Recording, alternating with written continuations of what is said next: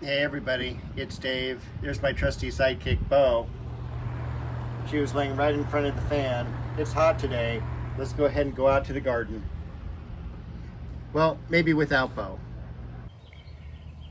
Hey everyone, right after I shot that intro, I came out to the yard and then I realized, as I was beginning to shoot the video, that both my neighbors over here in front of me and behind me were having pool parties. It was super hot, but after I shot the video, it was like way too much background noise. And so I decided to reshoot this morning, and it's a lot nicer in terms of temperature, that's for sure. But I wanted to show you first off the Magnolia Solangiana. This is what I spent the entire week on, and got it thinned out, got it cut back. It looks absolutely beautiful, and I'm so happy that this came out the way it did. Walk around it a little bit here. I cut all the branches that were just kind of, well, here's one that I missed, that was just kind of shooting up. Thinned out the entire inside as well, so that is really great. And needless to say, that filled up pretty much the entire barrel. We are having a heat wave, and we're in the mid 90s. It should be about 95 today, and then I think 97 tomorrow. But we'll make it through, and it's not too bad because it is like the end of June, and the zinnias, they're loving the heat. This is the 29th video of this season, and we just went over 450 subscribers. So I appreciate all of you who have subscribed, and all of you, of course, like Harry and Connie, and a few of the others that leave comments. Thank you very much for that. I really appreciate it. I did prune or weed this entire area here. Cut back the geranium, and that will definitely regrow. You can kind of see some of the new growth already coming from the very base. I'm going to mulch that probably in the next couple of days. I also worked on the fence line with the ivy, cutting that back. Got a lot of work here to do with the lavender trumpet vine. Grew up and over the fence super quickly. It was cut back pretty nicely, but again, it's gotten out of control. I forget the variety of juniper this is here, but I got that from a 1 gallon container right around 7 years ago, and it's just perfect for that spot. Just stays nice and compact. I've never pruned it.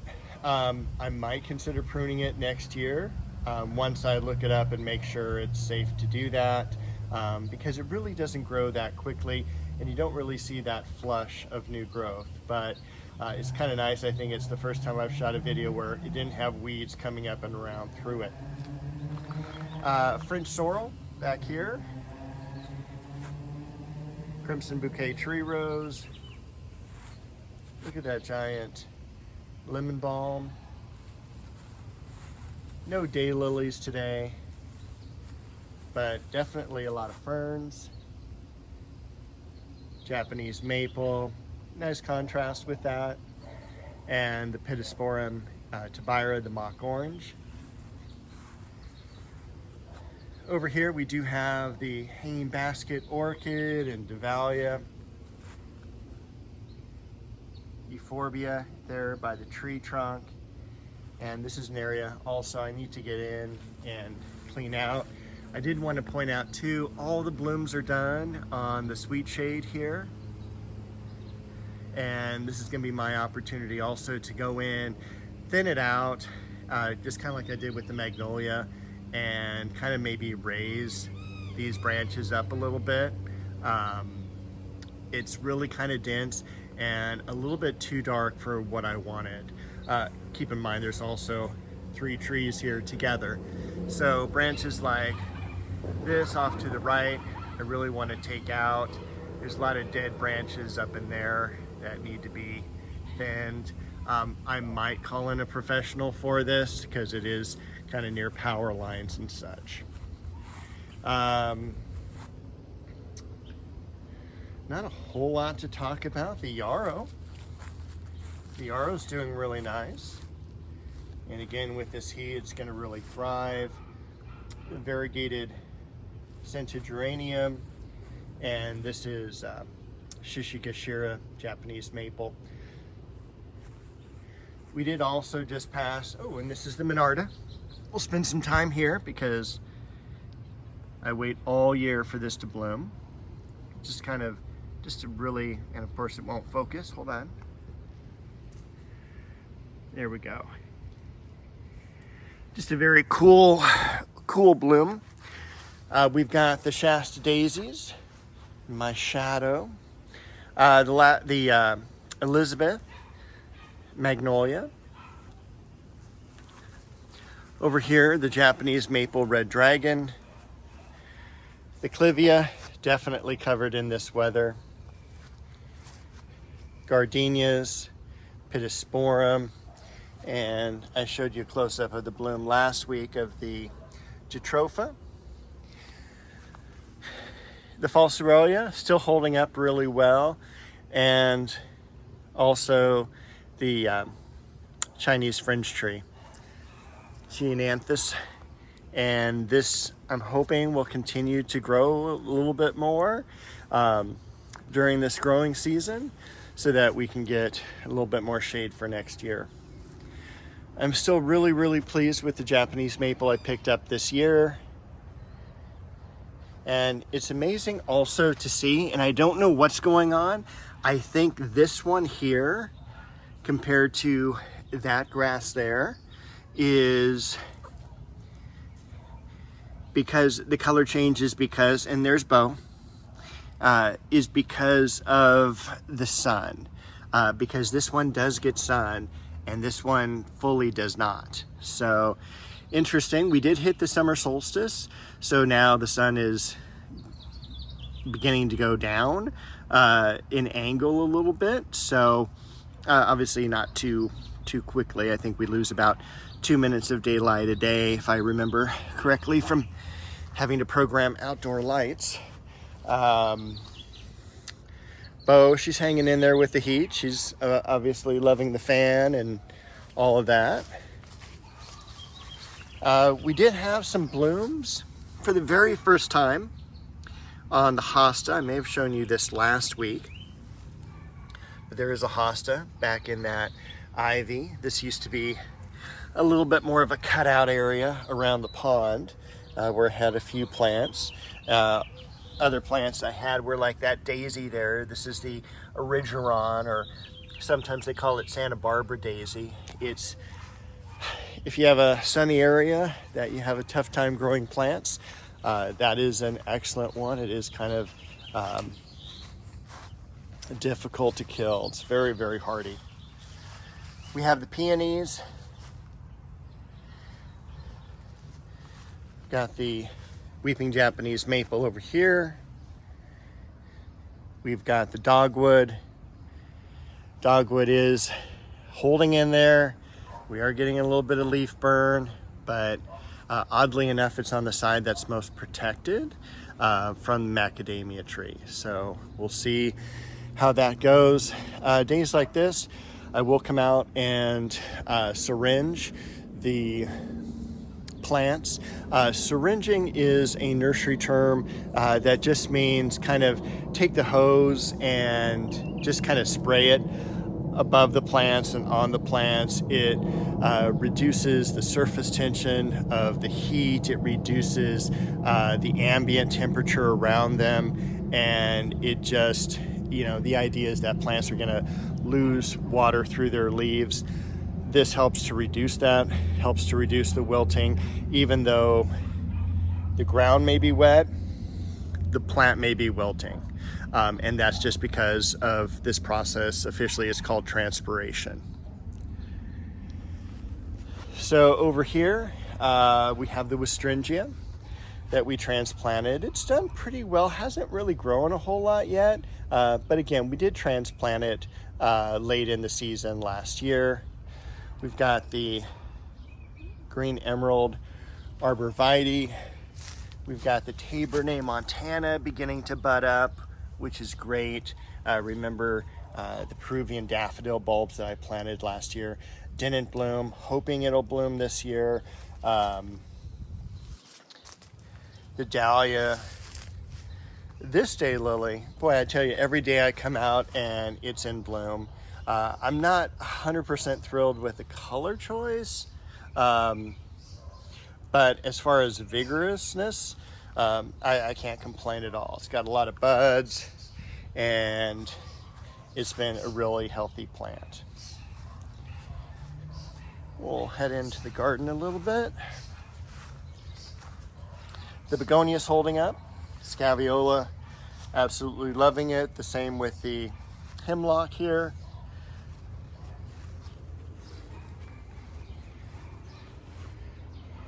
Perfect moment. And again, look at all those Shasta daisies. I mean, it's like you could lay on top of them. That's how thick they are. The gladiolas are done for the year. Oh, and this is, because I don't know how often we get to see it, this is Legend. Legend is a trial rose that I got, and you can kind of see the length of the stem. It's a trial rose I got, and I can't remember if it was from Weeks or Jackson Perkins. It was one of those two. And it's a floral variety red because it has such long stems. So I don't know if it's available to the public. It might be now, but I got it in one of those, you order thousands of roses from us. Here's some free trial roses that we had. So had that many, many years ago when I was working retail. Look at all the buds yet to open on these lilies. I love how they're, all sprinkled throughout the garden. So they're gonna give us really kind of a midsummer show of color. This is also Westringia, and it got buried last year. It's kind of semi-buried now, but it's a white flower, kind of smaller growing Westringia. Crabapple in the back. This is Fragrant Plum. Tiffany. Casablanca lily, not budded yet. And then this is Almond Bush behind it. We did cut that back and thin it out and cut off all the dead blooms. So it's really kind of spurring it on now. And this will be kind of a really nice balance between here and the Leonotis over here, which has all those orange flowers. In fact, let's zoom into that right now. I mean, that's so beautiful. Again, Leonotis, it does get up to 6 feet in height. If you were following me last year, I did transplant it to this area, and it was, I wasn't sure if it was gonna make it, quite honestly. It was really not a whole lot of roots, and the plant mass itself kind of fell apart. So needless to say, it's done well, and it is very vigorous. It's been in the yard probably 20 years, if not more, in about 3 different locations. It is probably the most frequently moved plant just because it gets so big. Tournament of Roses, need to cut back the blooms to let the blooms behind, as you can see, that are actually pink, be shown. Garden Party, can't wait for this set of lilies to open up, and this is the tallest they've ever gotten. They're about a foot taller than normal. The tree lilies, 6 feet tall. The cherry tree.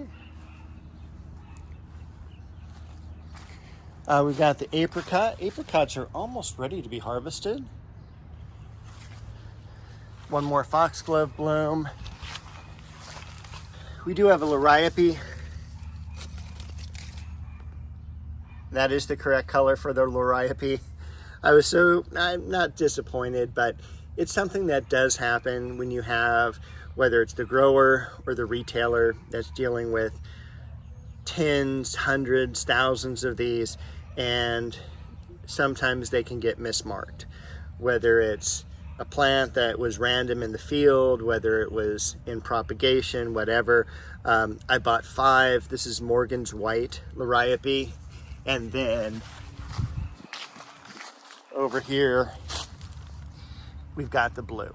Not a big deal, but again, it's just kind of like I would have liked 5 all white, consistent. Other than that, not a whole lot going on in this bed. I will say that this